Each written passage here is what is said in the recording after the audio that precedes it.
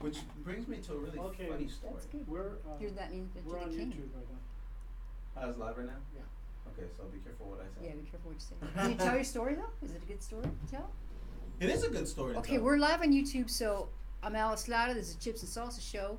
Trump's going to join us here in a second, but we're going to start the show about 6 o'clock, and our special guest is Moses Sanchez, who ran for mayor in the city of Phoenix that didn't win, which we wish he had. But he's about to tell us a really cool story about your grandma. Yeah, so today's June 20th, and yesterday we celebrated Juneteenth, which is it's a celebration.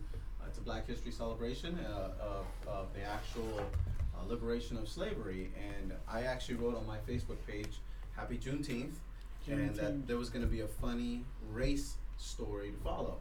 And I haven't shared it yet, but this is the funny race story.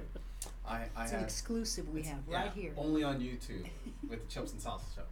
Right? So when I was growing up, my grandmother used to call me Negro Rey, which is it's like Black King, her Black King.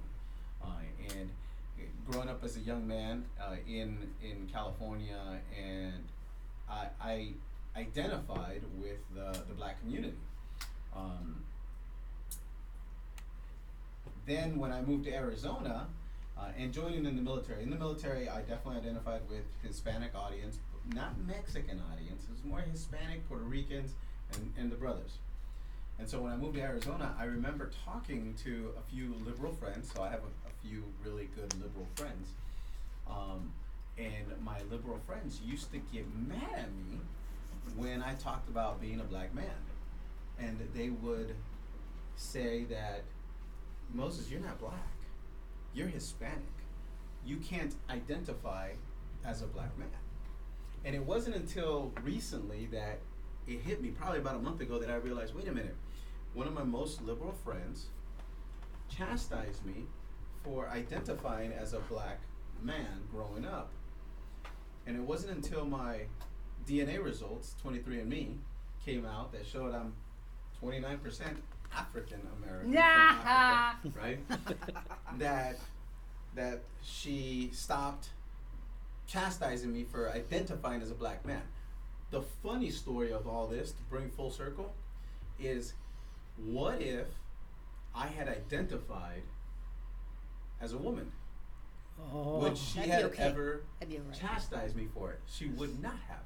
She might have been, "Oh, okay, yes." But because I identified as a race, it was incomprehensible for her. That's a good story. So it's an interesting story on the it was on the eve of Juneteenth that me and my family were talking about. That's so cool. Yeah. 29%. 29% from West Africa. Wow. Yeah. And then the rest?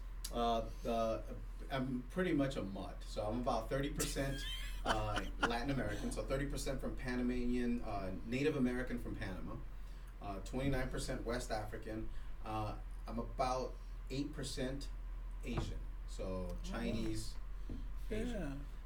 On my mother's side. So my mother's father is Chinese, and he came to work on the canal in the early 1900s. Wow. Cool. And so I'm a real mix of things. I'm Puerto Riqueño, but I haven't gotten dark yet. So. A little bit dark. You go out and work in the garden this I summer. know. You'll be all right. Hey, sometimes like in the summer, it just gets real dark. It You hasn't. guys got better tans than me, so. Within my family, though, we range from the levels of brownness. We have, it's mostly Mexican, but we have I have a grandpa that was a lot of Spanish because he was tall and had almost like green eyes, very light skinned. And then my abuelita, his wife, was chaparita like me, real short, and mostly she looks very, they used to call them like trigueñitas? Yeah, trigueño. Right? Trigueño, right? So a lot of Native American Indian Native American. from Mexico. Trigueño is Native American. Yeah, it's like, I feel like I'm the original half-breed because, the Mexican culture has that. Everybody came up through Mexico, everybody Spanish, whatever, it's all mixed. That is so cool. I want to get that done these days. That's so interesting. Oh, I love the 23andMe. The 23andMe was, and my wife, who's a physician, she picked that one versus others. Not because one was better than the other. She really liked the science behind it. And it was neat to see what her breakdown was, what my breakdown was, and then to see my sisters were able to take it, and so how we're connected, and who got what from dad, who got what from mom. So all my African American came from my dad. None of it came from my mom. But growing up, we used to think it was my mom had a little bit in her, Interesting. but she nothing. Isn't that fascinating? Of course, you resemble your dad a lot. My mother would say I'm a mix of the two of them. Mhm. Depends on the time of the year how dark I am. Yeah. That's really cool. So it's 23. 23 and me. 23 and me. 23 and me. And is that like a swab? Yeah, you get a tube and you spit in the tube first thing in the morning. As soon as you wake up, no brushing your teeth, don't drink water. You just spit in the tube. You got to fill it all the way up, which is a little challenging. And you put it in the mail and send it over. Okay. And about 4 weeks later, you get an email with all your results. And now there's an app with it. So you can go to the app and you can reach out to potential relatives, cousins, second cousins, third cousins, fourth cousins. That could be good or bad, huh? Yeah, right? Interesting. You know what? I didn't offer you any water. Can I get you some water? Sure, I'll take Okay. I can go get it. Are you sure? Yeah. All right. You know where everything is. I There's know where some the cups, kitchen's some at. water. There's some cups in there. Get some water. And we'll just keep the show going here. Okay. You're in for a really good show. Do you need me to set up the phone there? We got that? Yeah, if you wanna. Okay. So, excuse me. Just, Do we had it sideways, I think. Yeah. It should work that way. Where is my thing here? Cause I remember we turned it like that. Is this right? Cause it'll tell you, turn phone. Come on, don't give us this thing again. We had it working before.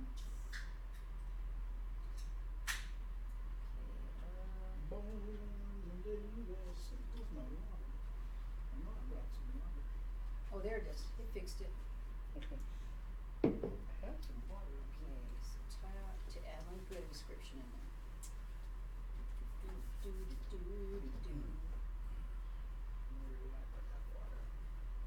Oh, that was right behind you. Sorry, sir. Did you see that city council meeting yesterday? Oh yeah, no, I was on vacation. I just got back from vacation yesterday, and I did follow it on Twitter though, because Yeah. I follow all It's- the local It's city a stuff. shame Sal DeCiccio tried talking and they shouted him down, and that's very, very. You're not supposed to do that in city council chambers. Once you get out of hand and you're yelling or something, they right away they quiet you. They let it go because it was all Black Lives Matter, and that's That would sad. have been a rough crowd. Well, on the 26th, they're going to have a group that's going to go over there in favor of the police. It's going I to be. understand there's gonna be It's going to be. protest tonight. There's gonna be ongoing protests for this situation. And it shouldn't. It's uncalled for because the police chief announced an apology the day after, before the facts came out, and so of course.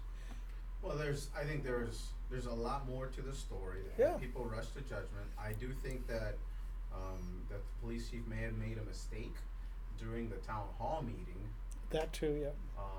And that a couple of the comments. So I saw her on Sunday Square Off with Bram Resnick, and I think she did a great job that Jerry day. Williams Oh, is really? right. Yeah, she was on Sunday. I saw that and watched the whole show, and she did an amazing job. And that was before all the facts were out. Right. At that town hall, I don't think she handled that well. Well, at the all. day after, she came in front of the press and said the city apologizes for the acts of our police officers. That was uncalled for because the facts hadn't come out yet. Now, See, the the guy. facts may not have come out yet, but the actions of what you saw in the video, Uh-huh. regardless of the backstory, if Yep. that was your employee, Yep. if that was one of your employees, Right. you probably would let them go. If that was your Well- doctor or your Well, he was using profanity and stuff. But that's all, not acceptable. but all the other stuff when they pull out their guns, that was all part of procedure. I understand that. I just think that the profanity and Yeah. the stuff that That was the uncalled for. professionalism, and for good or for bad, we hold law enforcement to a higher standard, right? That's true. You're right. And they should be held to a higher standard. It's an interesting thing. So do you want to do a promo? We can do it with my phone if you don't. Well, I've got it set up. I was thinking we Okay. could try a promo here. Yeah, let's I'm do the all ready. promo. So So Just tell me what to do. go ahead. Have a Just seat. go ahead. And you guys do it, and I'll tap it. I get to sit with Alice. Alicia aquí. Come on, baby. We're still on YouTube. Hey. Done. Trump, Trump, Done. Trump. Okay. All right, you guys. I am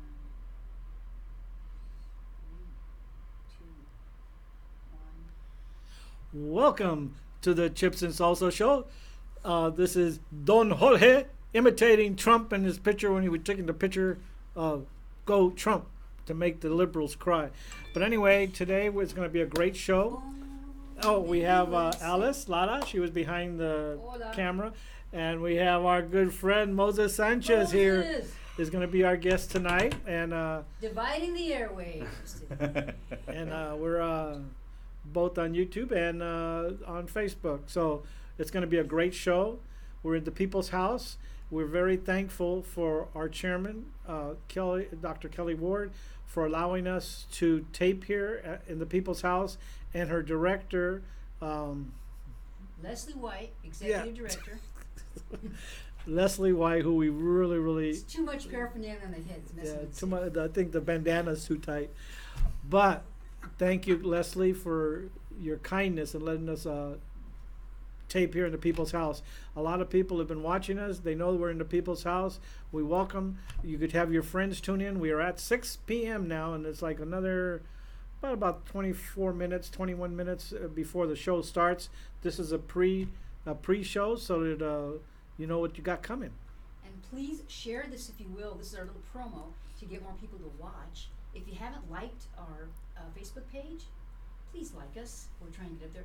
And I want to say thank you very much to all the chipsters last week, because we're trying to average about 1,000, and we're like 951 right now from our broadcast last week, which is good because that's the first time we started the show at 6. So we're happy about that. But this could be a great show because it's really interesting. We're kind of like on national news now because of some stuff going on in Phoenix, and we were trying to get this guy to be our mayor. Didn't work out. It didn't work It's out, okay. but There's a plan for you. Other stuff, we hope. we hope that it might come out tonight. Who knows? We're waiting for the special announcement. If not, we'll bring him back. We'll have a special announcement. Right. And we'll have the cocotazos. Cocotazos, Whole enchiladas. the whole enchiladas. We got some doozies this week. Yeah, we got some really good ones. And we'll report on all the Trump 2020 parties that we had. Yeah, there was like 5, 6 parties going, big ones, and then they had smaller ones. But I put on my page most of them. Some of the big ones. The one here was fantastic here at the state headquarters. And then they had one in Scottsdale. You had one in Tucson. You had one at Alice's South Mountain. And there was one over there by the west side GOP offices, and one in Mesa. And I put those on our pages so that you can see how the parties went. They were fantastic. And the one in Orlando, Florida, it was the bomb. Oh my gosh. Go That was Trump, go amazing. Trump, go Trump. So come back in about 19 more minutes. We might start a minute or two early. And tell your friends. Share this, please. We really appreciate it. For the Chips and Salsa Show, Alice Lara Don Jorge. And special guest, Moses Sanchez. Imitating the Trump man. Thank you.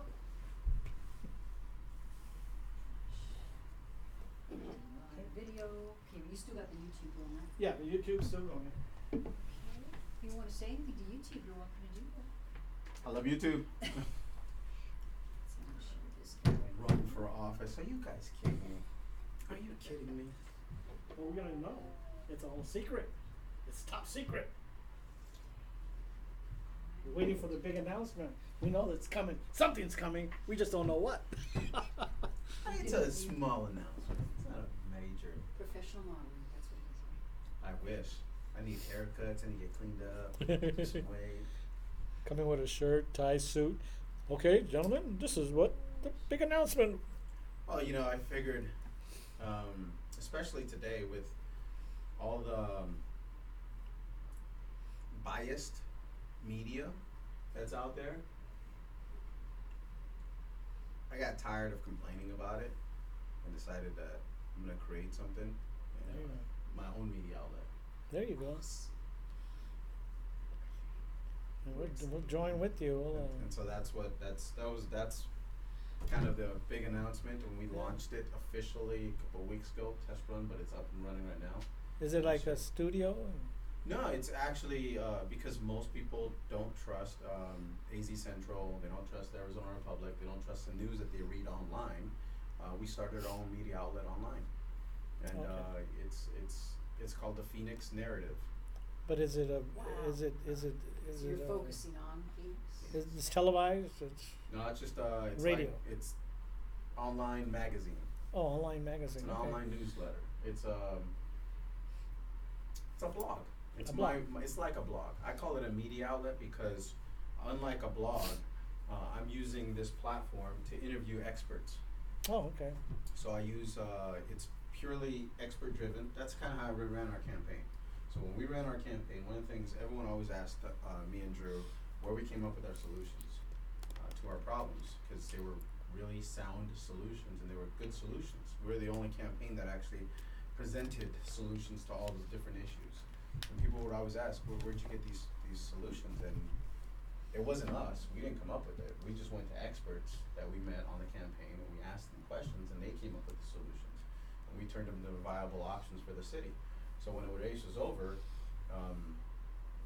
it was one of those things where it's like, there's still so many problems here and these guys aren't listening to anybody. So I still have this wealth of experts that wanna provide solutions. Let's get deeper into it. And so let's create a Q&A, but on online form, not a video, but more reading it. So it's like a blog and it's just a Q&A. It's called the Phoenix Narrative and it's answers from the Valley's best on issues that are important to you. That's a great concept. So it's already started? It's already Oh, up. George, so is this live to YouTube or are you recording it for I'm broadcast? recording it because it'll have Okay, to so be. you don't have to worry about one up. Okay, 'cause I can reshare it. Um, It's at phoenixnarrative.com. We launched 2 weeks ago. The very first inaugural article was on the opioid crisis in Phoenix and how to address it. Well, people want to read about stuff like that. Yeah. And they don't want to hear it from a biased Exactly. news outlet. So we went and just got the experts and did the Q&A with a little editorial by me. so you know what you're doing. You're used to doing what I used to do in talk radio 25 years ago when those of us who listened to the host would have the expert on. That's it. That was my job as producer. That's how Give you me do the it. best person who knows about this topic so we can find out the facts. Yeah, So that's all, awesome. that's all I did. We Do you have people calling in or no? we send out, so I still have like 20 experts who are like, send me the question. So I'll either call them or I'll interview them via email and I'll send them the questions that people want to know. The most recent one that's not out yet, the most recent interview, I was telling Drew this, we were just talking about this, is homelessness.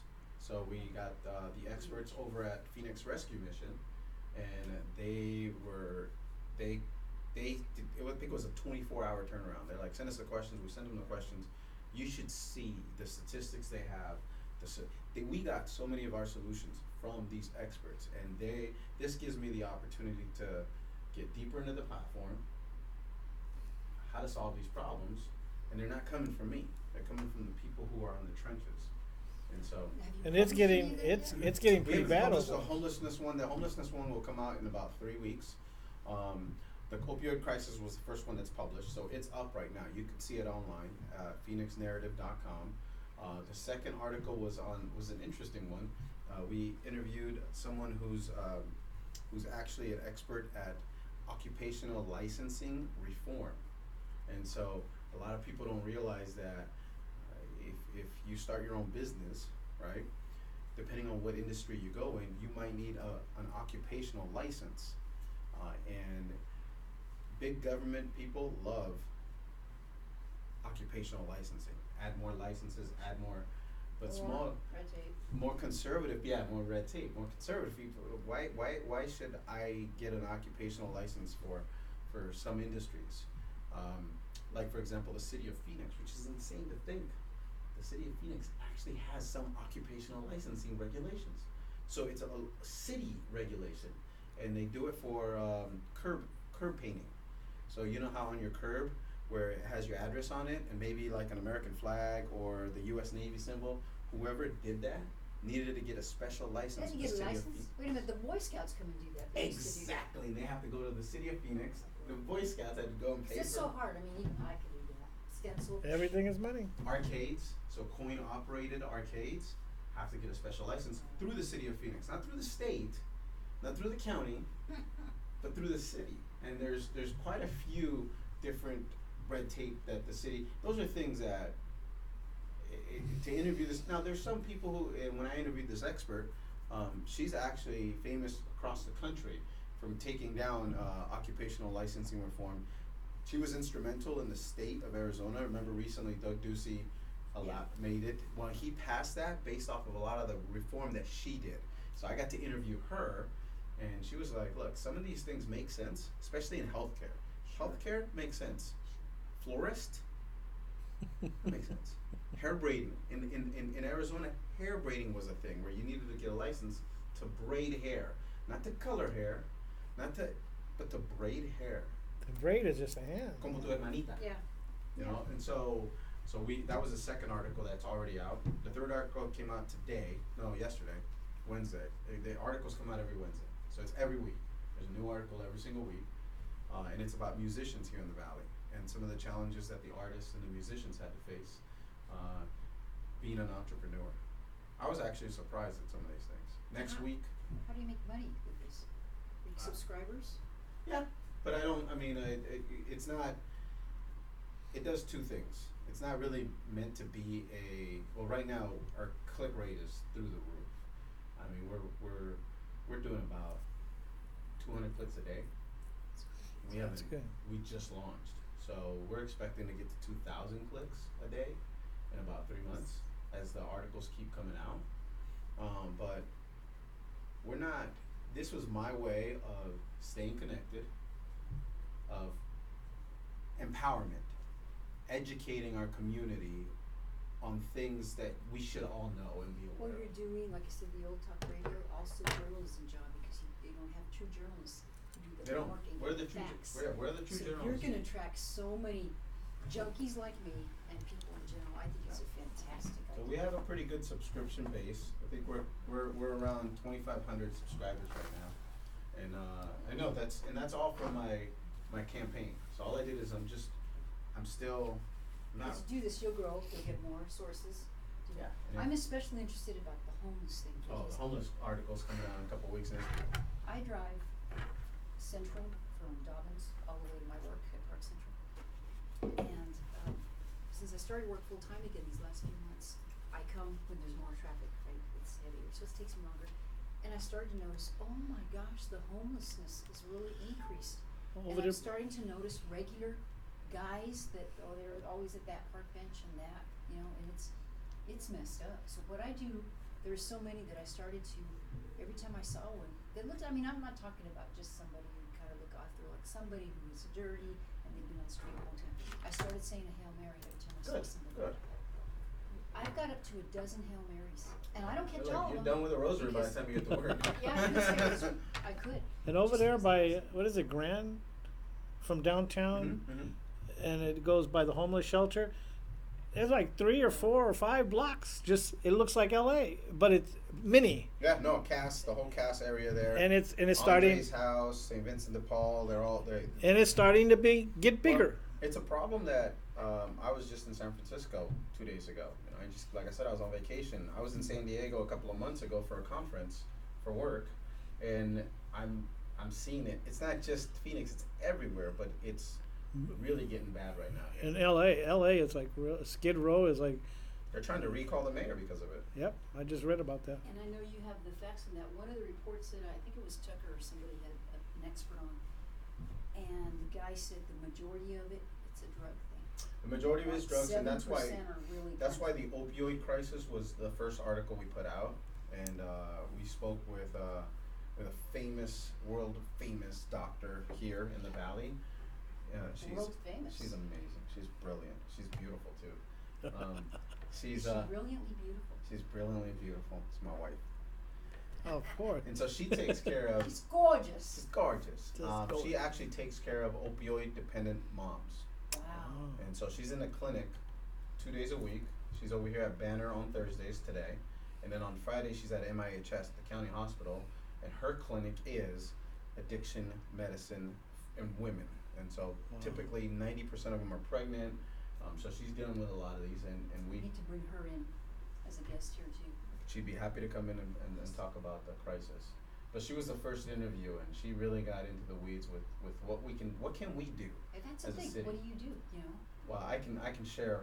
You know, Awesome. if you ask me that question, I can tell you all about it. Here's Okay. what I think we're gonna do when we can start a little early, and we usually just do like a little announcement, stuff like that, and then we'll bring you on right away, cause we have a lot to talk about. And We then, can see what you're doing. did you ask him about the helping us MC in Spanish? Next, Well, did you get the clearance from Jana on that? we're gonna Oh, need that's some. right, you told me later, yeah, you told me that, yeah. Yeah, Where we do No, you I need. haven't asked him. Where do you want me at? I'll Right. sit in the middle and Do you listen. want me to just sit down now? George, Yeah. Or Um, but you're not George gonna. is gonna come. Uh, George, I have this all set up for we you, have so the just Jana wait. Jackson for Kids camp. It's Mhm. next Wednesday, from we get there 11:30. We're gonna start at 11, right? By 11:30. Yeah, I'll be there at 11. That's when we start. The mayor of Glendale, the It's vice. at the library. No, it's at Glendale Community College in the Student Union building, Okay. and they're expecting over 200 kids. It's way different than the last one that we did with the Dodgers. The Hmm. Dodgers are going to be there. The Cardinals are going to be there. The White Sox are going to be there. Steven Seagal may be there. We know Tom Morrissey is our Take a keynote photo of it speaker. if you Oh, you got Yeah, it? let me take a picture. Who This do I is- talk to? Do I talk to them? Do I talk to you? And during the When we do this, we have two cameras. Actually, that's a YouTube camera that he's recording. That's not live. Okay. And this is going to be our Facebook. So I'll probably scoot over This here. is and you live can as soon as it goes get a little on. bit more over here. This will be live as of tomorrow. It'll be a podcast. She puts it on there. Right? But anyway, if you can help us, we need somebody to translate it in Spanish to the Spanish parents, because we have a newscaster she's going to be there her and Alice. Alice is going to have she's going to be emceeing, and then the other lady that's going to be there is going to help MC it. I'm going to MC about 3 p.m. But we need somebody fluent in Spanish that'll talk to the parents, explain to them what's going on. They have all the tables. APS and SRP pay for all the tables. Okay. I mean, my Spanish is Spanglish sometimes. Anyway, Well, that's it's better than George and I think. It's better than mine. I just don't use it. I don't use it enough. I could do it. I mean, I just gotta check my calendar and make sure. Yeah. It's from 12 to 1:30 or 12 to 1. If you can probably get there like by 11:30. yeah, because that's when And we then hang open up with the us. luncheon. Everybody should be at their tables by 11:30. What time is it over? I have a lunch. I think This it's- one's over it's 45 minutes. They go I get their wonder if lunch. he could even come after. If you have a luncheon that day, I have he a could come luncheon. I think after. at 1:30. Or you can come at. If he has a luncheon at 1:30, that might be tough because depending where it is, because this is way on the west side. Well, it's gonna be in north central Phoenix, Dreamy Draw. Well, this is going to be short because, like at 12:30. 1 o'clock. I have a lunch at 1 o'clock. Yeah, 12:30 they break into their rooms. There's like 7 rooms are going to If go. I leave at 12:30, I can make it, but I don't know how long. Well, ask Jana and see what she Yeah, says. if I and then leave we'll at get back to you. 12:30, Yeah. I can go. So, he So can be leave from the venue. Yeah. Yeah, that's He's got to good. leave at 12:30. Yeah, because Are you sure? because all he's going to just kind of repeat what we say, to the parents and Okay. just get them all. Are you LD 27? Yes. Yeah, so that'll work. I know. Is that on? I'm so excited. You're Is breaking that my is heart. that ready to go? Do you remember how to do it? Yeah, push the button to start. Mira mi gordo. Yeah, you guys stole her from us. I wanted her Oh, to stay so in LD happy. 18. I'm not. I'm so happy she's going to. I think it's going to be good for her. Okay, so just hit the go live. Okay, go ahead. Go live. You have the volume up, right? Yes. That's See what down. that is. There it is. More. Okay. Good. Okay. Now we can blow their eardrums out. So you want me talking to them when we go live, or do you want me talking to you guys? The way you're angled, what you can do is communicate with us and then I'm like kind of back and forth I might like turn that. the camera a little bit. I'm going to see what it looks like. Okay. And then you click the icon with the camera to make us live. Okay. I know how to make it live too. I have the same phone. Same phone. Start live video. Okay, ready? We are ready. Okay.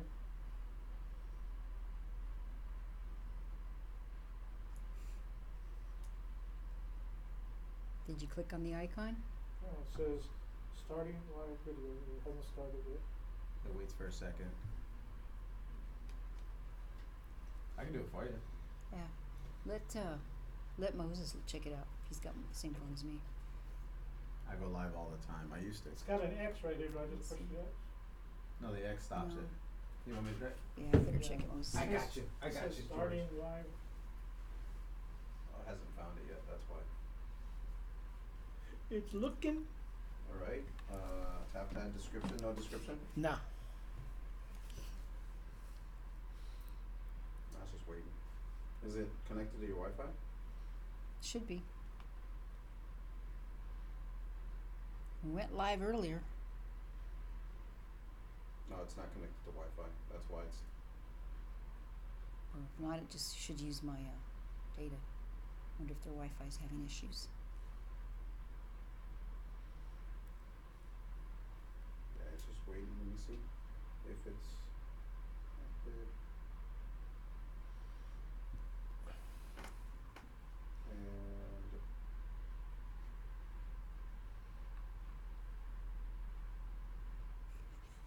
yeah, it's definitely not connected to the internet, but Should just use my data. yeah, it's on data. You can just use my data. That's fine. I got data. It's It's just still not doing it? it's starting. It was on one bar. Oh, okay. Now it's on 3. So let's see. Starting. So is that the program now for Ghana? Yeah. Let's go back. This is just one page? Yeah, I just printed out what she sent me. She sent an invite because she wanted me to invite my boss. But does she have a program that she made out or yet? No, No? I haven't gotten anything, have you? You know how that has a schedule of people? Right, I don't have anything like that. Now that's why, yeah. Starting live video, it's just waiting. It might Still take a. buffering?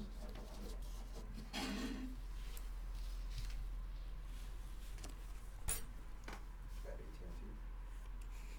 No, I got T-Mobile. Verizon. Really? All the technicians over there? What the heck? Well, I can always turn it off and turn it back on. Maybe I should do start live video. Let's try that. That's what I did. I went out and then I came back in.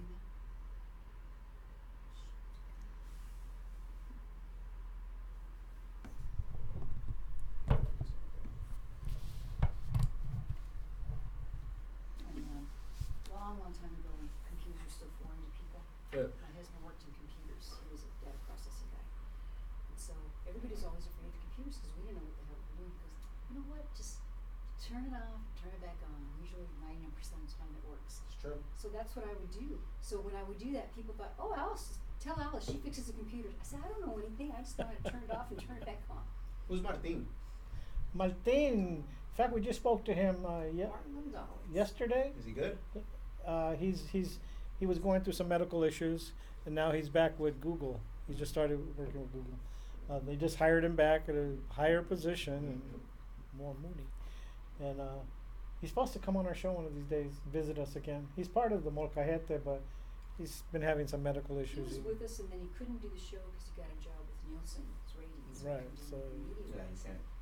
But he was one of the first weatherman guys and radio. Channel 3, yeah. So when I became producer at KFYI, he had that job before I did. And just, he's got this great announcer voice. You know, he's about my height, but he's got this great announcer voice. And funny. That's and cool. Just, you haven't ever met him? No. See, I'm always looking for good interviews. Oh, Maybe I'll interview you guys.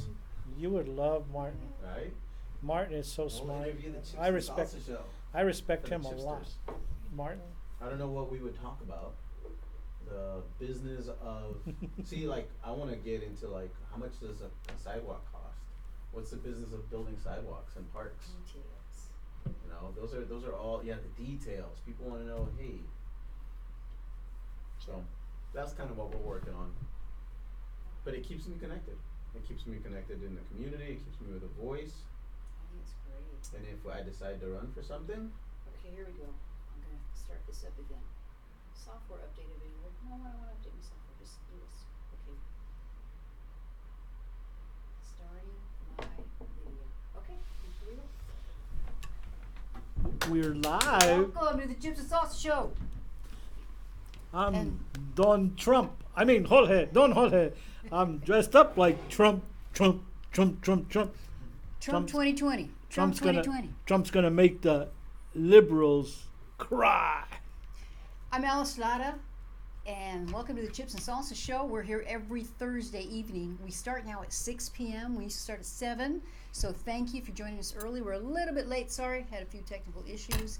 We'll also be on YouTube. We're recording that show, though, Yes. so it won't be on YouTube till Tomorrow. Sonia, our producer, uploads it. But And then you'll not see to it fret. magically appear tomorrow. We have a fantastic guest with us today. Welcome back, Moses Sanchez. Thank you for having me, guys.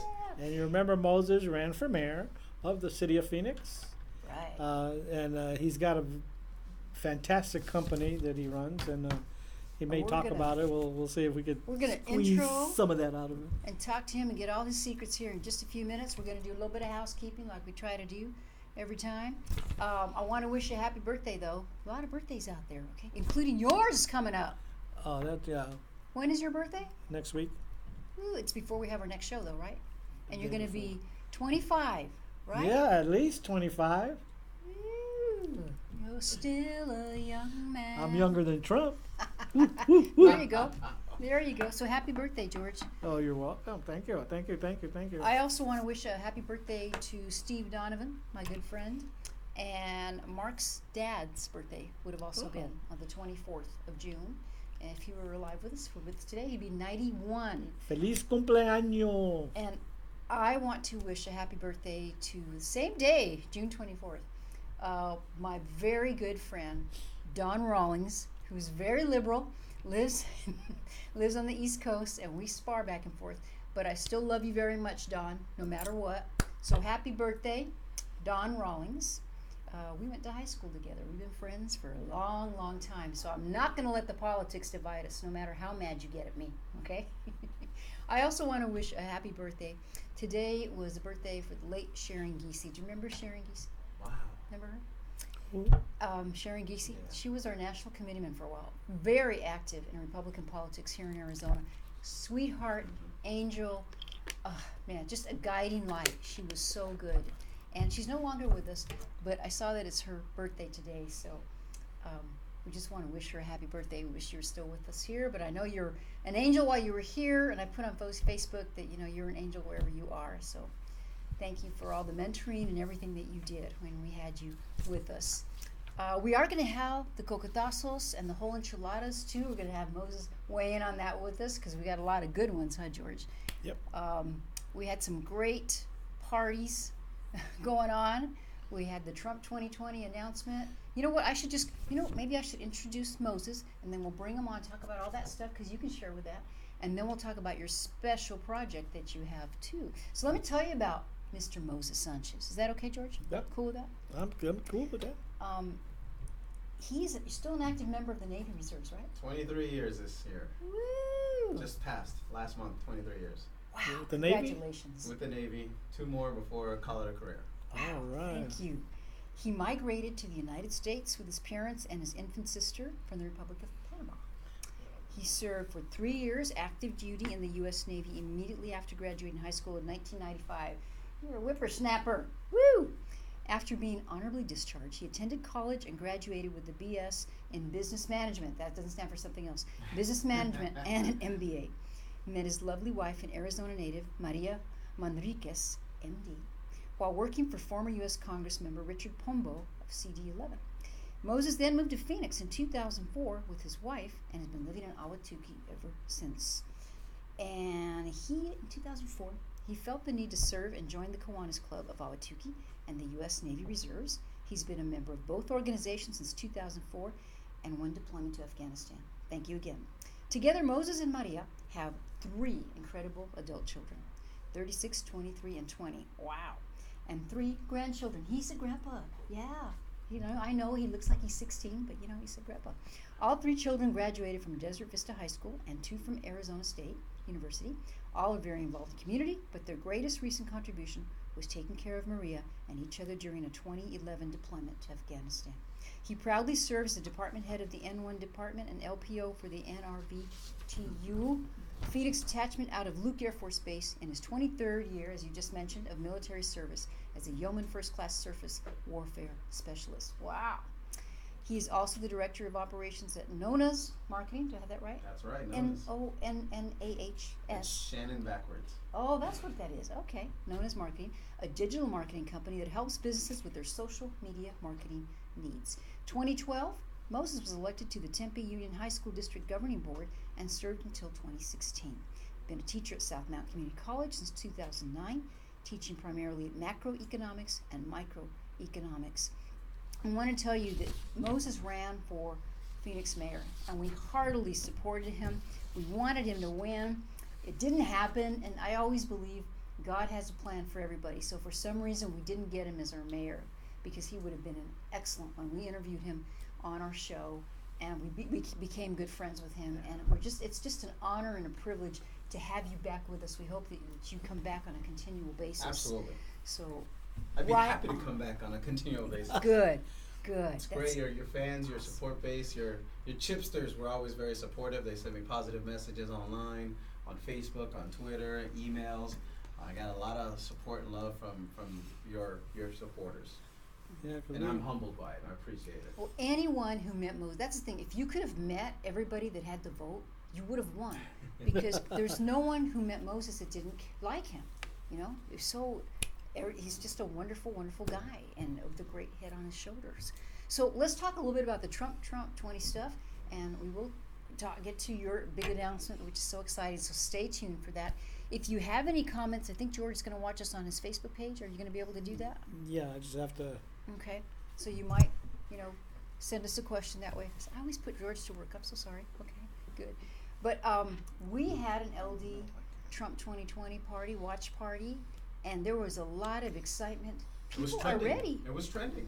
Yeah. It was trending on Twitter. I was in California at the time on vacation, and I just got back yesterday. But Tuesday night, I saw it was trending on Twitter, on my Twitter feed, and I'm in Lake Tahoe at the time, and it was exciting to see all the pictures and all the different LDs lead right.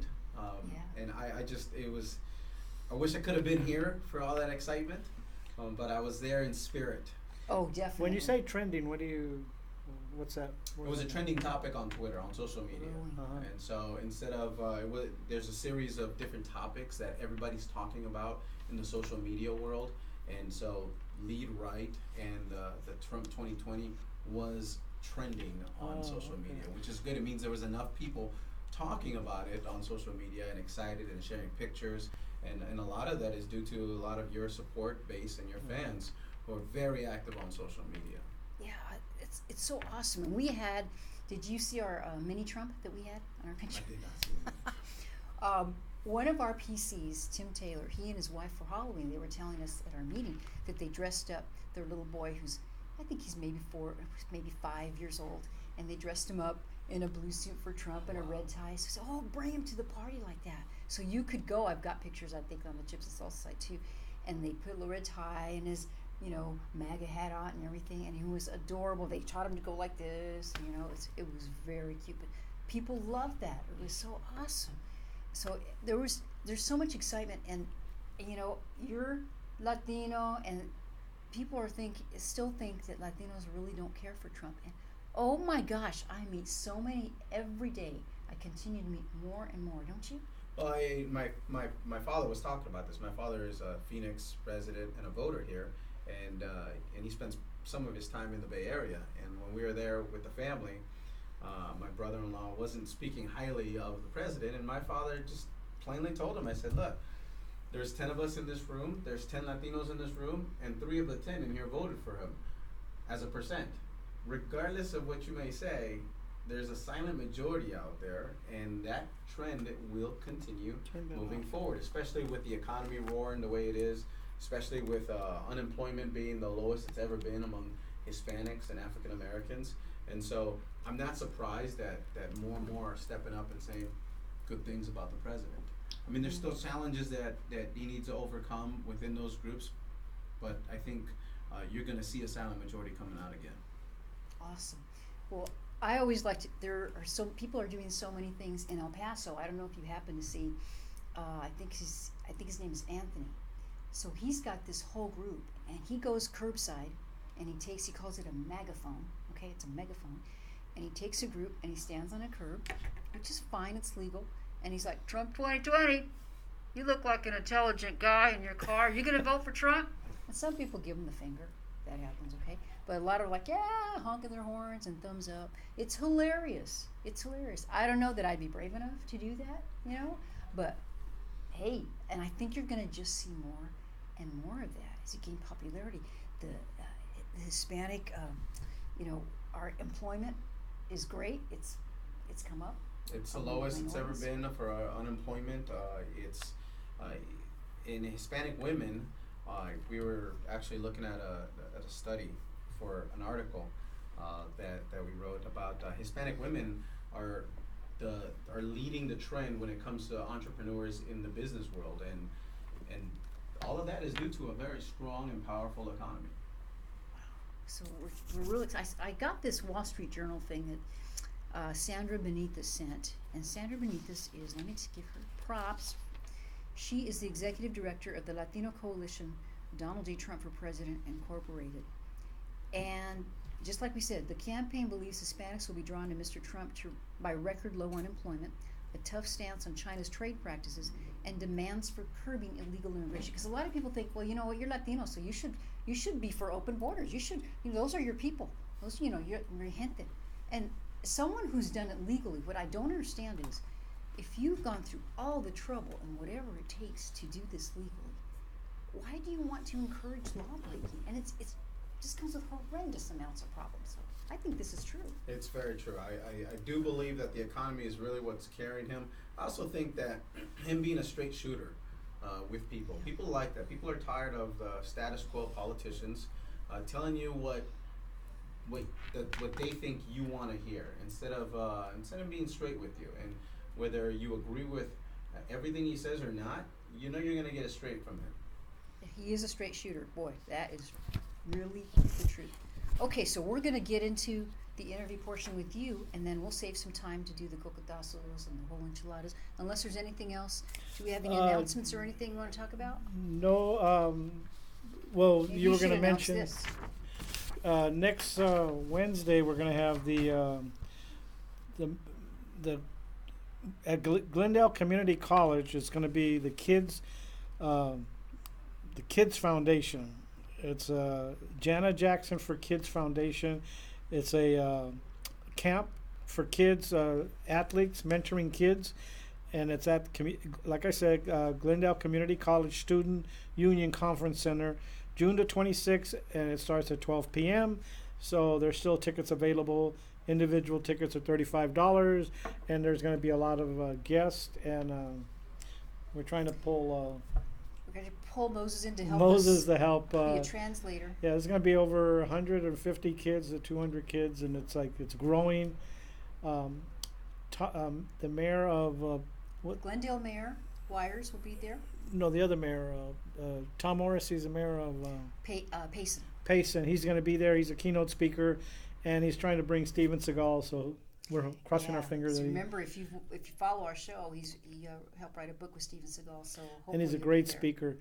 The president of Glendale Community College is going to get up and speak for a few minutes, and a lot of speakers, or not a lot, but a few speakers that are, I don't have the list yet, but the Dodgers are going to be there. Some representative from the Dodgers organization, the Cardinals organization. And players too, right? Some players, and some representatives from the organizations, and the White Sox. They have players, and they're going to have a mascot. One of the mascots, I think, is from the White Sox. It's going to be there. So it's going to be it's a great event. If you can't make it, we encourage you. You can also donate to it. If you follow our show, we had Jana Jackson on here not too long ago. She's the high school teacher who put this foundation together, and this is all about helping kids get more interested in the sciences and engineering. She worked at NASA, and she's a teacher, and this is a really We have the great Glendale Police program. Department there. The fire department's going to be there, and they're all going to be mentoring to these kids in separate breakout sessions. But at 12:30 is when it gets started, or 12 o'clock is when it gets started.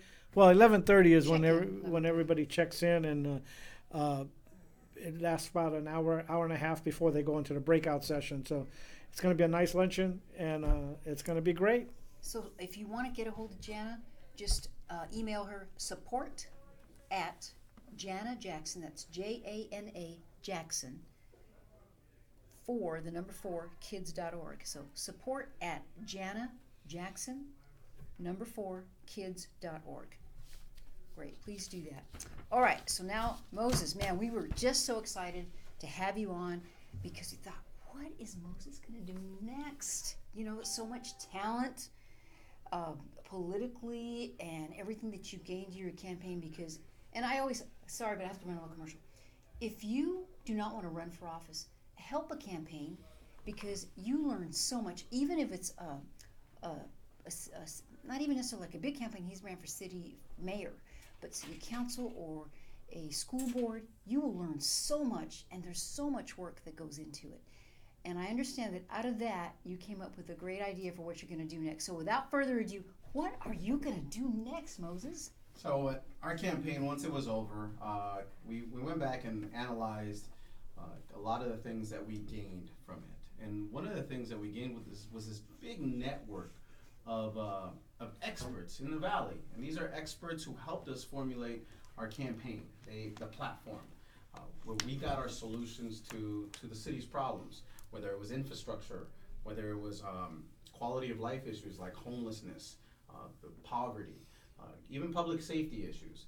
All the issues that we had rational solutions to these problems. And when people asked us, where did you get these solutions from? We really got them from the experts. We went to the people who knew how to address these issues.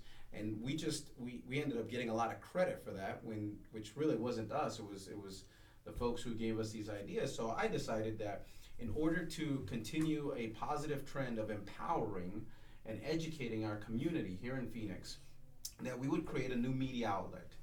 Currently, a lot of folks don't trust what they read online. They don't have a news source that they trust. It's very biased, and it's really the media telling you what they think you need to hear as opposed to them telling you what you want to hear. And so we went out and we created a new media outlet, an online media outlet called Phoenix Narrative. Now, phoenixnarrative.com is it's a website that you can go to, and every week we release a new article every Wednesday, and these articles are Q&A. They're just question and answers. They're interviews with some of the Valley's best experts in what they do.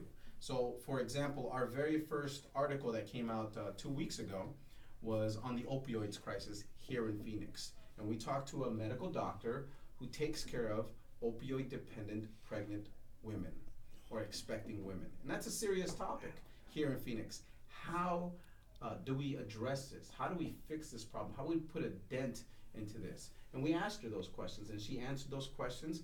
And so this Phoenix Narrative is our new outlet that we want to promote, that we want to share with your audience and with residents here in Phoenix, where they can go to, where they can read and learn from trusted experts without bias.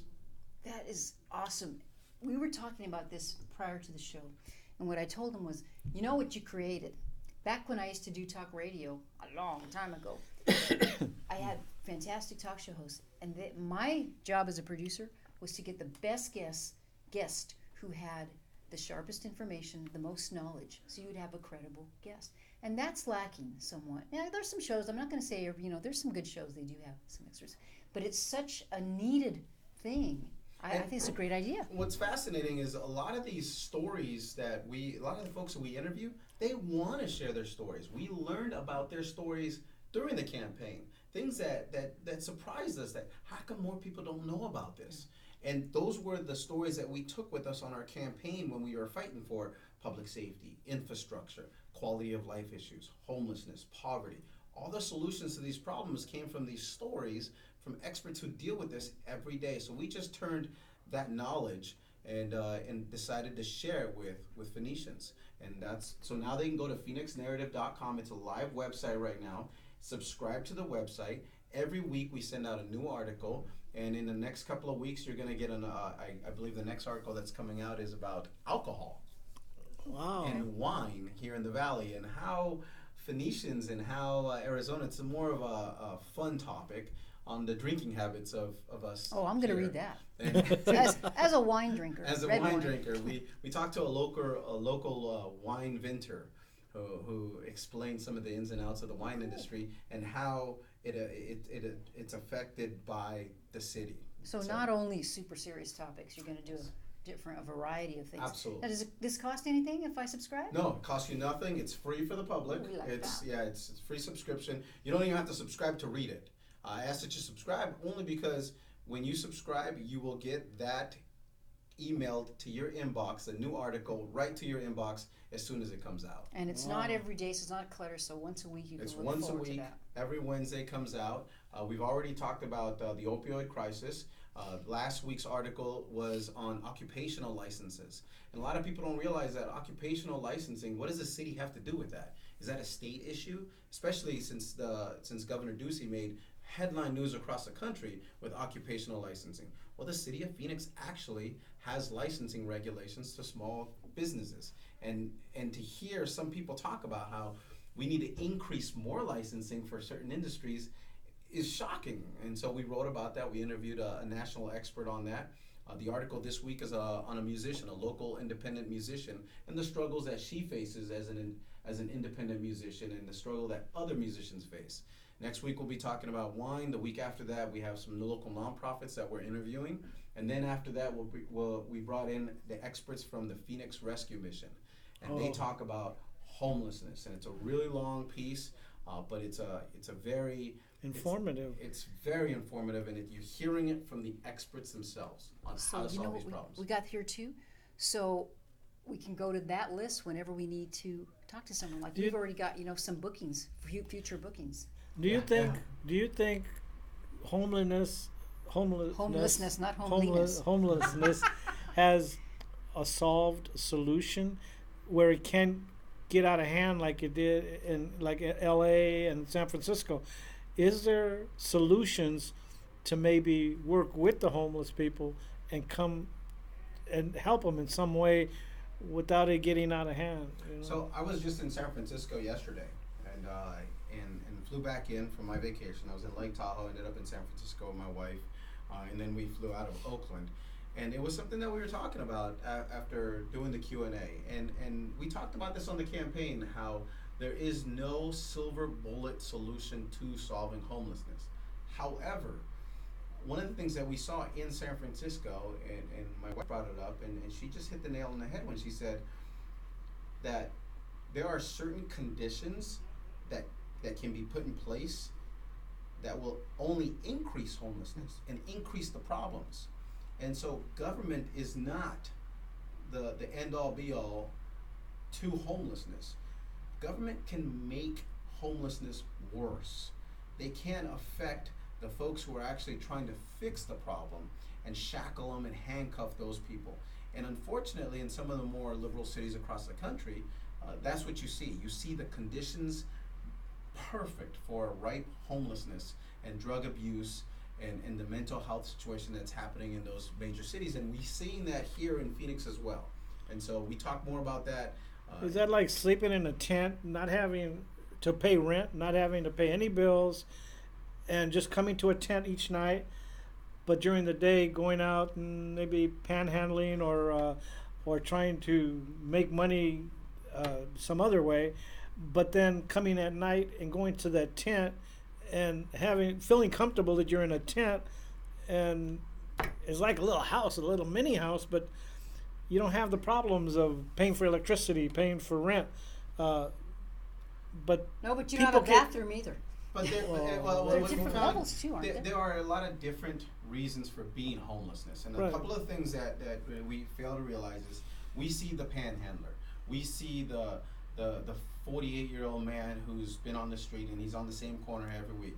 What you don't see is the homeless kids and the families. And it isn't about paying bills or not paying bills. When somebody sleeps on the street, they go into fight or flight mode. I mean, how Alice deals with Don Jorge if he didn't have a good night's sleep is beyond your listeners. Oh, right? right. Can you imagine if you only slept 2 hours a night and you were on fight or flight mode all night long? I mean, how that affects us, my wife, if she doesn't get a good night's sleep, imagine how grumpy she might be if she didn't get a good night's sleep. Imagine now, there are people on the street who aren't sleeping well, who are self-medicating, who are depressed. When I was elected to the school district, school board, one of the first things that shocked me was the percentage of children in the school district, single digits in some districts, but double digits in other, that are technically homeless. That's Wow. too much. That's way too much. Children shouldn't be homeless. What choice did they make to be put in that situation? And how does that affect not only their future, but their children's children, and the chronic homelessness that happens? So there are different cases out there. There are people who are taking advantage of a system, but there are also people who are suffering and who need help. And there are a lot of success stories. Some of our very close friends who've overcome homelessness and now successful business people. They're out there. There are a lot of success stories, and they will tell you what's necessary in order for them to overcome those. So we need to explore that deeper. In fact, did you say you work with the Phoenix Rescue Mission? So Phoenix Rescue Mission was one of the folks we interviewed for Phoenix Narrative. We also interviewed Andre's House, and we've interviewed other physicians. One of my favorite interviews that's coming up is a organization here called Street Medicine Phoenix. And this is a group of medical doctors who go on the streets and they help and they take care of people who need medical attention on the streets. Wow. And so there's so many different stories here throughout the valley that need to be known, they need to be shared. And so that's what we're doing with Phoenix Narrative, is we're sharing their stories, and we're going to continue doing that every week. A new article will come out, and I'm excited. I'm excited. I'm anxious to share the knowledge that we gained when I ran for mayor. It's not all for naught. We're gonna continue moving forward, sharing the positive stories and how we can solve some of these So problems. it's your way of giving back to the community. I love it. I'm excited about it. I think that's so wonderful. It's going to be so helpful. We're certainly going to be using that, especially the homeless thing. Like I was telling you before too. I've been noticing. I drive central into Phoenix, and they're there. These poor people. I just I've can't. noticed them a lot more. I mean, I could understand sleeping out in the street. I could understand sleeping in a tent, but doing it every day and with the different parts of the weather, the cold nights, and I know they have sleeping bags that withstand certain amount of temperature. I'd like to know what the people think. I'll give you a real basic scenario for you, okay? Since you can understand sleeping in a tent and sleeping in a sleeping bag, first question I'd ask is, why are you sleeping in this tent under a bridge in a sleeping bag? And it's probably safe to say that something bad happened. Maybe you got kicked out of the house, maybe you don't have any family, maybe you lost a job. It could be anything, and it's not always a tent, it could be your car, right? Whatever happened, are you sad? Are you depressed? And where do you get help to fix that sad or the depression that led you to be sleeping in a tent or in a sleeping bag? Other family? Well, if you had other family, maybe you would be able to, but you don't have any other family, you're alone. So what do? Hey, you know what? I'm your neighbor. I could fix that real easy. Have a joint. Here, smoke some of this. This will make you feel better. And now you're in this cycle, in this different world that. When you're getting high But now you're self-medicating. How are you self-medicating? It could be pills. It could be alcohol. It could be a number of drugs. And now, now you can handle the sleeping on the street. Now you can handle the sleeping under the tent. That's why all the syringes in the street. What happens when they steal your wallet? When someone mugs you in the middle of the night? You've been sleeping. You're not sleeping 8 hours under that tent. Now you get mugged and you have no documents. Now you have no driver's license. Now you become an undocumented citizen. How can you prove anything with that? You can't. You can't. You can't get a job. You can't go and get benefits, right? You have no An documents. address. You don't have an address. Where do you get your now where do you start? And so here in Arizona, it's fascinating to see, especially with the Arizona stand down. So Every year we have the stand down, and we Familiar talk the with that. veteran stand down. And when you see the homeless veterans coming off the street with their pets, right? A lot of them have their pets for that's their kid, that's their protection, that's their safety, that's where they feel secure. That's what keeps them moving. They come to the stand down and they get their documents. They get a driver's license. They get their DD 214s. They get the county ID. They get a haircut, a shave, some dental work. Their pets get taken care of, and then they're back on the street. Wow. But now they're one step better than they were before they came in. So there's a lot of different scenarios here, and I think Wow. I think it's important that conservatives, because I'm a conservative, that we remember that we're also compassionate conservatives. And being compassionate isn't changing our values. I would say it's more like what my wife always says to me, it's be careful with your tone. The tone matters. And sometimes we're painted not conservative and not compassionate because of our tone, when in reality, we really are more compassionate than most people would paint us with. And I think we're also, we want to solve things. We want to make it better. It's not enough, like we see that, I want to improve that situation. What can we do? It's not enough to just see it there. It's very frustrating. Yeah, we don't want to just give him a meal that night. We want him to have a job and a place to stay. And you know what's really scary is if you look at the trends, because we all can sit here and talk about how homelessness has gone up. We know that. But when you start looking at the micro trends within the homeless community, you know what you're seeing? You're seeing more elderly people become homeless and more young people. That middle that you're used to seeing is starting to diminish. But you're seeing a lot more 60 plus becoming homeless and a lot more young people becoming homeless.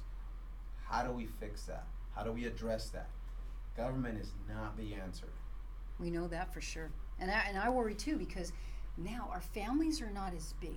Okay, traditionally Latino families, we got big families. I come from a family of 6, which that was kind of the norm at that time. But now, people might have a brother or sister. Some people don't even have kids. So your family base becomes smaller. I have a bunch of cousins. They're like my second brothers and sisters. But if you have a shrinking family, that's less resources, less people you can call on for help and things like that. Shame is a very powerful emotion that makes people do things that they don't want to do. Shame. And when you lose your job and you can't afford this and your Social Security isn't enough, and now I'm sleeping on the street, but I don't want to tell my kids, I don't want to tell my family who lives in Texas or in Florida. Shame makes people do things. Shame is why your kids lie to you.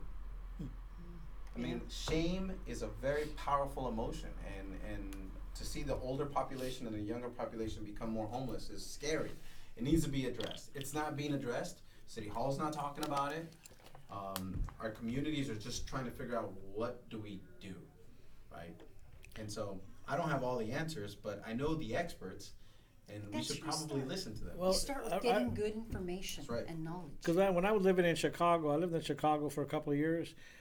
They have complexes. I mean, they're like big, giant apartment Tenements. complexes that are for low quality, Income. Public low housing. income people, and you don't see as much homelessness, but they're put into these big projects. I guess that's what they call them, big projects, and it's like, you get about 5 different buildings in a row, and it becomes like. It's not homelessness, but it's actually it's the poor section. And they start out beautiful. They build these brand new, wonderful buildings, and then they just become slums. It seems. I should say that. But Well, everything- it's not just sometimes there. that happens. A lot of people don't realize we have public housing here in Phoenix.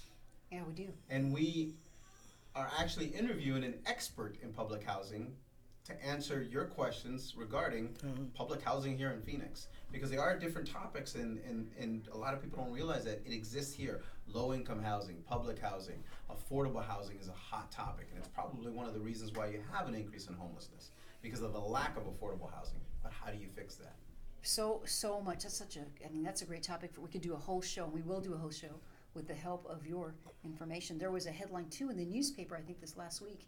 It said the reverse mortgages that they have.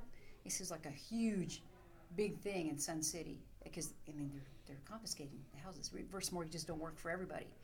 So that's awesome that you're sharing that. We look forward to that. So again, that's phoenixnarrative.com. It doesn't cost you anything, so I say go on there and subscribe. I'm going to subscribe. Thank you. And you're also on Facebook, I'm sure. I'm also on right? Facebook. Phoenix Narrative is on Facebook. Phoenix Narrative is on Twitter. Phoenix Narrative is on Pinterest, on Tumblr, on every platform you can imagine. He's a digital marketing god. That's right.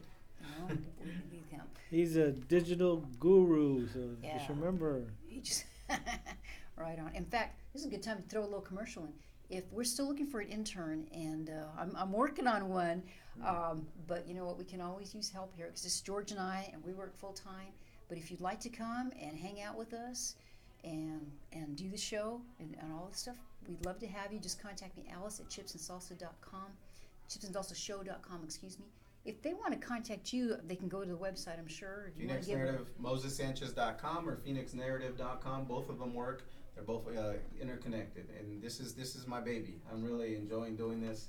It's the continuation of my campaign without me actually running for office. It's great, but you know, of course, I have to ask you because people are out there like, when I told them you were going to be on our show, oh, ask him, what is he going to run for next? What office is he going to do? Because We had all kinds of speculations, you know. You know, I think a lot of people don't realize that running for school board was me and my daughter and my kids and my wife, and that was it. Running for mayor of the 5th largest city of America was a 90-hour-a-week job. I had to take a leave of absence from work, and I had to do this, and it was one of those things where I would leave the house at 6 in the morning, and I would come home at 9 o'clock at night, almost every night of the week. The only day of the week I had off was Sundays, and even Sundays, you have to understand, even Sundays, which is my day off, my day to go to church with my family and just to rest, even Sundays, you get stopped at the grocery store or at church, and it's beautiful. I mean, really, that's what you go out there to do, but it takes over your life, and it's not something that I think anybody should take lightly to jump into a race. They have to be, committed, and their family has to be all in.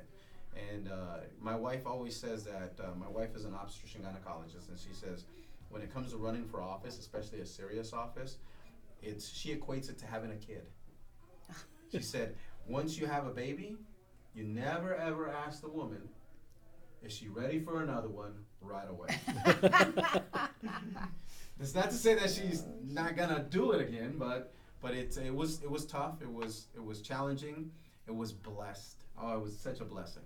I met some amazing people, lifelong friends and supporters that I owe so much to, and I will always consider. I leave Good. my options Don't open. close that I door, don't close please. any doors. I leave my options open. But running for any office moving forward is something that I would take with my family again, and that was a tough decision to make the first time. I wouldn't just take running for anything lightly anymore. Well, we're glad you ran because we might not have ever got to know you if you hadn't. Definitely, my life is an open book. I'll tell you that. Well, okay, so don't worry. I mean, you don't have anything in the works right now, but he hasn't closed the door, so I'm just going to leave it at that. But I'm just thinking by doing this, PhoenixNarrative.com, oh my gosh, that's going to even equip you even more. So whatever you would like, if you'd like to run for something in the future, then you will be even more equipped to deal with it. You might find something through your adventure. Well, I really enjoy the local. I really enjoy local politics. I like the city council. I like the mayor's race. I enjoyed school board. I like being where you can take on issues and actually solve problems. So I'm really a local guy. I enjoy that a lot. I think 2020 is going to be a year that I'm just going to be more involved on a state and on a national level. But running right now is not on the table. It's not in the cards at this moment. Not at this moment. But it's not completely out. But Phoenix Narrative is. Phoenix Narrative is. Go to the website, check it out, PhoenixNarrative.com. PhoenixNarrative.com. So I want to ask you, before we get into our cocotasos and all that, we have to take advantage of him because he's here. But if you're following us, Phoenix always has a national story, it seems like. And we've had a deal here that's happened with a couple of our police officers. And we watched a city council meeting yesterday, and it's pretty explosive. But I tell you what, Darren Birch, who's been on our show, Do you know who Darren Birch is? Mhm, mhm. Okay, so Darren Birch has written a book we've had him on our show, Twisted But True. He's a veteran police officer from Phoenix. And the reason he wrote this book about his own adventures and experiences in the police department is to bridge the gap, because the community out there, there's a lot of community that doesn't get along with the police and doesn't care, and the police have a really bad rap. And he says, yeah, there's some bad apples, Yeah. absolutely, but his idea in writing the book is to help bridge that gap. So I just kind of want to ask you, now I'm going to step away for a second because I want to close the story, it's noisy, but I want to ask you maybe some of your thoughts on that particular situation and what you think, Moses. I like what Darren says, twisted but true, that there are definitely some bad apples. And there are bad apples in any industry. We see them where we work. We see them in different arenas. The problem with the first responder arena is that we hold them to a higher standard. And we really should hold them to higher standards. And there are some bad apples. Unfortunately, the media likes to take those bad apples and make them everybody else. There's 3,000 police officers in the city of Phoenix. Not all of them are bad. Not at all. The video that everyone saw, when I first saw the video, I was horrified. And I understand that there are stories to be told and there is background. But when I saw that video, it hurt. I was not looking at Phoenix's finest when I saw that video. And if anybody says that video shows Phoenix's finest, I mean, I remember saying, can you take those 2 police officers, right, and replace them with 2 other police officers, and would you have had the situation play out the same exact way? I would say probably not. Hope not. Yeah, I sure hope not. I sure hope not. It was disturbing. Because they don't represent, those 2 officers what you saw don't represent Phoenix's finest. And,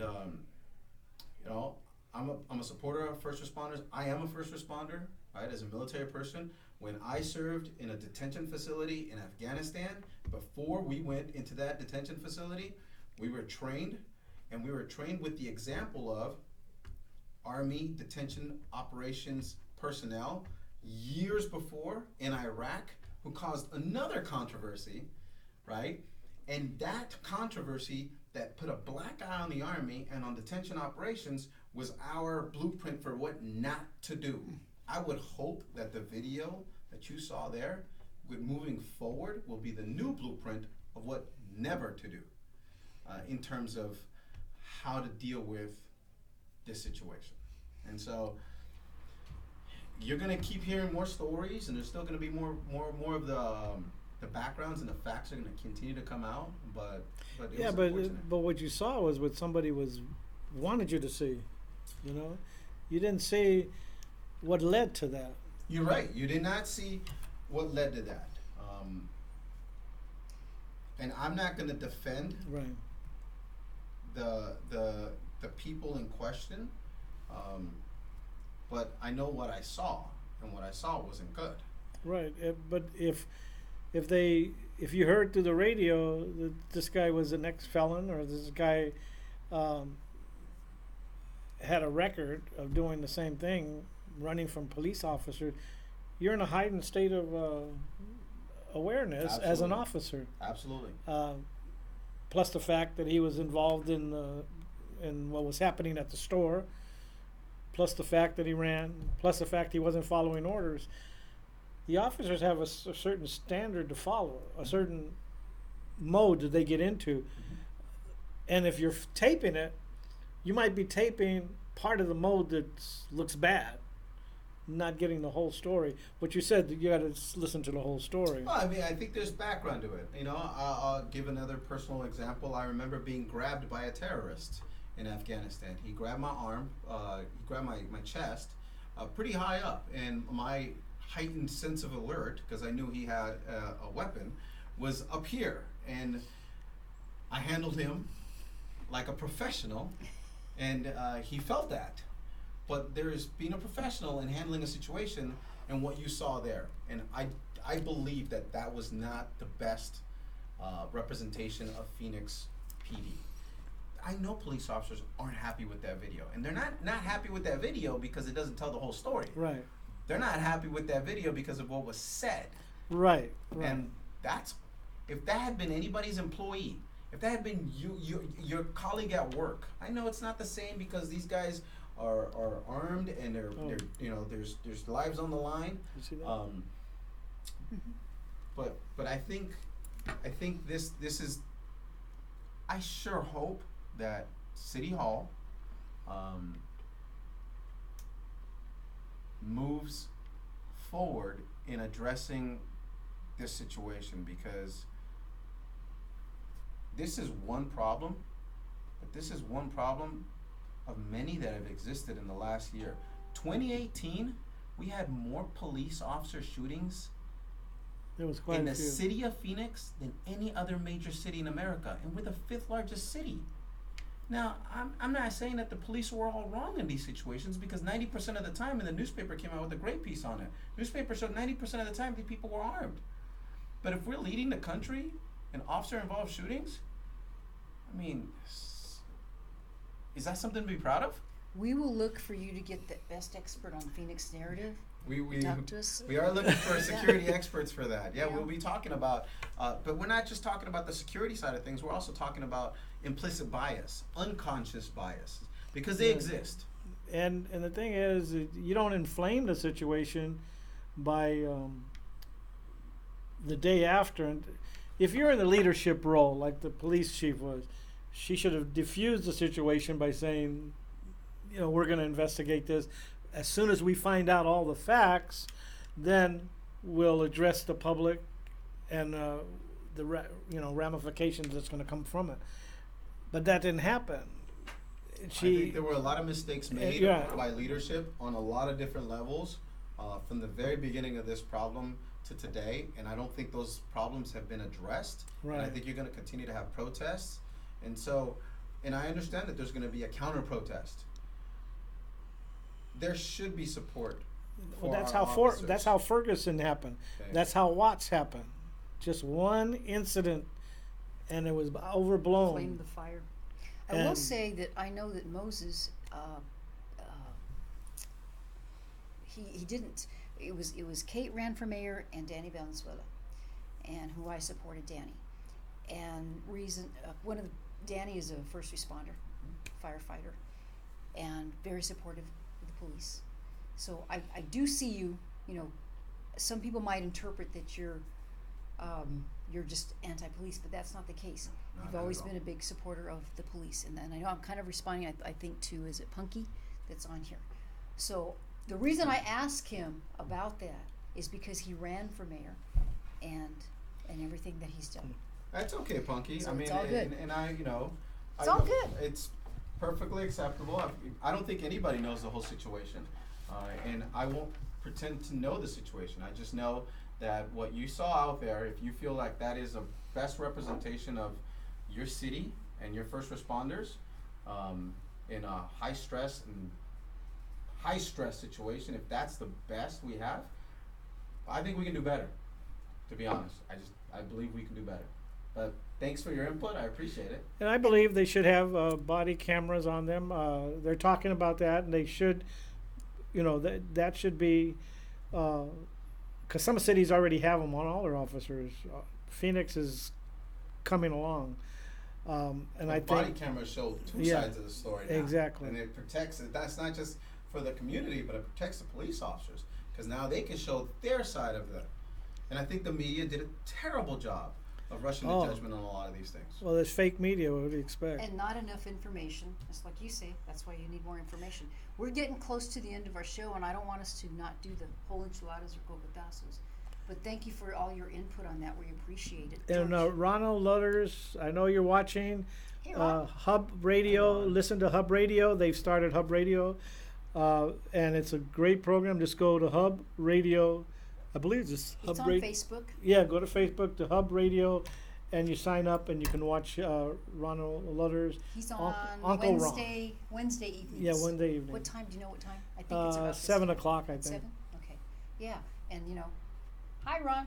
Hope you're doing good. And Anita Gorellis is helping him too, and I think Yes. Ruby White, my So good friends. Don't they've forget started. about the girls. They started a nice program over there, so we encourage every conservative that goes out there and starts their programs, it's like Phoenix Narrative, the Chips and Salsa show, it all helps our Republican Party increase the knowledge through these programs that we're giving you. It's all good because you need more information and good information too. All right, so let's run through some of these cocotazos and whole enchiladas. You want to do the cocotazos first? Yeah, the cocotazos first. Okay, and I don't know if I have all of them, George. So if I miss them, Yeah, just go let right me ahead. know. But one of the ones that I found was transgender illegal aliens get special treatment, hormone therapy under a policy issued by Trump's border czar, which I'm not sure about the whole story about that, but I think that that's a cocotazo right there. Also, another one, I think this is kind of a fun one, although it's kind of smelly, is I call it the stinky cocotazo. 40% of young adults don't wear deodorant. Study finds. Yikes. I hope this is not true here in Phoenix because that could be a problem. All right. George, did you have more cocotazos? I know I had more on there too, but I don't have them written down. Do you Oh, have more? AOC, she always gets my cocotazos. Gets your cocotazo going. Okay. Yeah, well, Concentration she was, she said that Oh yeah. the border detention centers were like concentration camps and not in Nazi Germany. We shouldn't be in a position where we have detention centers, but we do because of this influx of illegal aliens coming across. You have to vet them. You got to make sure that they're not bringing kids, kidnapping kids and saying that they're kids. You need the detention centers, but these are sane detention centers. These are the people are treated human. If you saw the detention camps in Germany, people were starved. Well, and if people wanted to leave a concentration camp, they could not do that, and that's a whole different story. By the way, we didn't explain, but if this is the first time you're watching our show, a cocotazo means something dumb that you shouldn't have done. So that's my cocotazo nominee is I think that's a good one. AOC. Did we miss any other ones? No, I think that's a great one. That was definitely the headliner for Yeah, the week. yeah. So, I mean, I think that's the best one. I would vote for that. What about you? I would vote for AOC as well. All right. Yeah, because she is she's clueless. She's And she, cocotazo. and she believes what she says. And then all the news media were defending her. And it was like, come on. What she said was crazy. Even the people that actually went and were in what is the name of that concentration camp? Starts with a name. Auschwitz. Yeah, Auschwitz. They were saying that you can't compare it. And these are people that lived it, and Yeah, because some people are still alive from that. Yep. It's she always has some interesting fodder for us. All right, if we miss some, we're sorry, but you can always go to our Facebook site and check them out. And I'll try to get better about having a list. But let's do some whole enchiladas. So we don't like to just have negative stuff. We like the positive stuff too. So when somebody does something great or cool, then we call it a whole enchilada. Like I think the Phoenix Narrative, that's a whole enchilada right there. whole enchilada. Woo, I nominate that. And here's another one we're nominating. Arizona already does this, but Texas now requires cursive, okay? Texas students will have to learn cursive again starting this fall. Arizona, in 2016, they said, yeah, guess what? You know what? You are going to need to learn cursive. They should have never taken cursive away from education. When I was raised in school, cursive, you had to know cursive. I could tell you everything that people write in cursive. Some kids can't decipher cursive. That's ridiculous. Just like they don't know the Constitution or the Bill of Rights. Come on, And It's I like crazy. to ask, some young people, I said, do you know cursive? And there was a young man at the bank, he's probably maybe late 20s, and I said, well, so how do you have a signature? He goes, well, I kind of learned how to do a signature that way, but I mean, I'm so glad that Arizona's that way, Texas, we hope all the states follow suit. I'd like to do a little survey and see how many. And then there's something about writing in cursive, I think it helps your mind to think. Plus your signature, a lot of signatures, you get more fancier in cursive and you have your own personality. Yeah. That's how I got my signature. I practiced and practiced, and then I got it to where it was really fancy.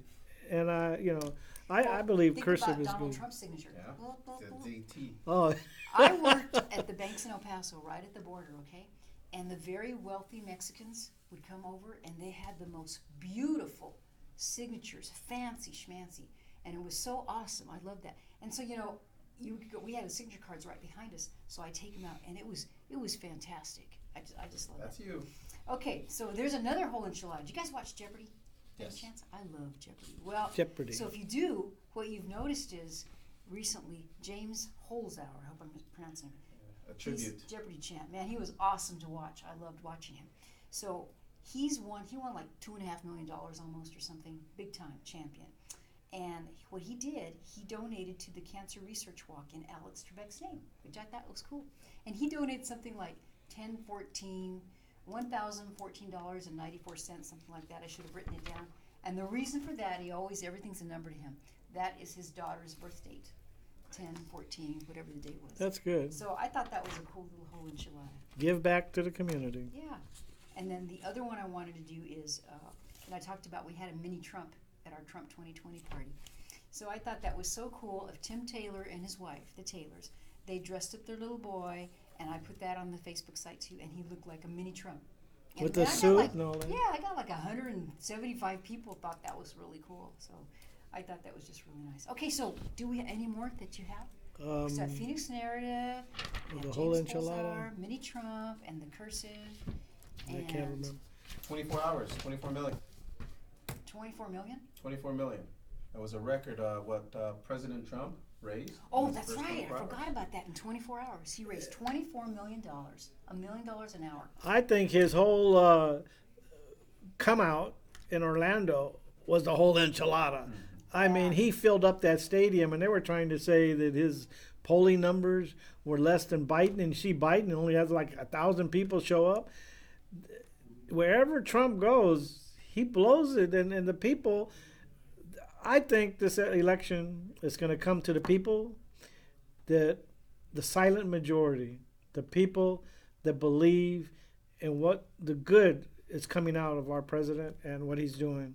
They And, say that he had something like 100,000 people were trying to get in there because that place only held 20,000 people. And people were camping out the night before. and I saw people a day before when they were camping, it was pouring rain. Yeah. And the girl was interviewing people, and you could see the rain just coming down. Those people are all under tents, and they're just And yet they're the just polls ready. were like, oh no, all the Democrats are beating him. Every Democrat candidate is beating him. I don't know if I believe We'll that. see. There's a long race. And it happened with Start, when yeah. Hillary ran. The polls were just way up there, and there's no way Hillary's going to lose.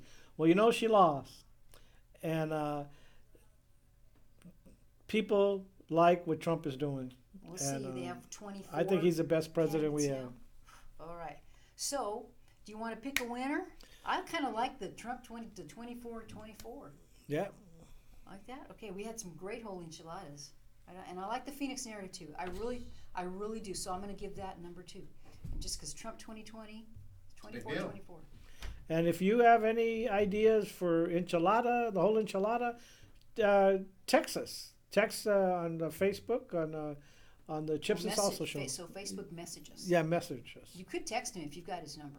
No, her number. Or you could email us, alice@chipsletterandsalsashow.com. And a cocotazo, by the way, too, if you have, a cocotazo also. I want to thank you, Chipsters, for joining us every Thursday. And just to remind you, the reason we exist, we're here to bust the myth. Just because you have brown skin, guess what?